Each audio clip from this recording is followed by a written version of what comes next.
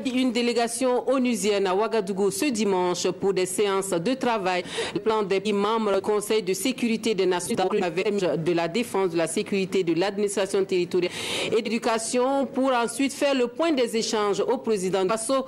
La rencontre de haut niveau qui s'en suivra a pour objectif d'évaluer la situation sécuritaire au Burkina Faso et explorer des pistes de solutions afin de prévenir la déstabilisation du pays. On fait le point de la visite avec Roger Bembamba et Ismaël Diloma Sirima.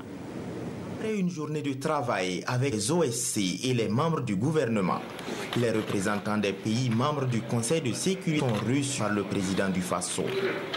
Ils sont revenus sur les défis sécuritaires du Burkina Faso et aussi sur l'arrangement technique entre la mission des Nations Unies au Mali et le G5 Sahel. C'est-à-dire, on permet à l'USMA de pouvoir, sur le plan logistique, sur le plan national, la force conjointe du G5 Sahel, par le volet du transport, le volet de la fourniture et des rations alimentaires, la fourniture de carburant, ainsi de suite. Donc c'est des appuis à ce que la force conjointe soit pleinement opérationnelle sur le terrain.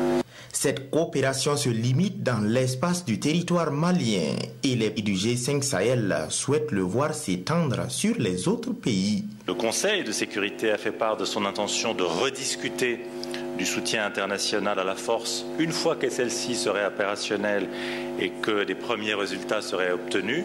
Nous y sommes.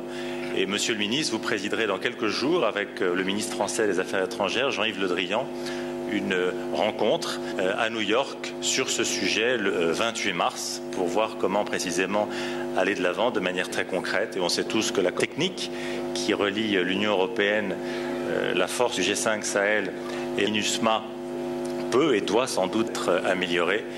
Les représentants des 15 pays membres du Conseil de sécurité de l'ONU sont également soucieux du volet développement. Sur cette question, ils invitent les autorités burkinabées à lutter davantage contre la corruption et aussi à barrer la route à la pauvreté.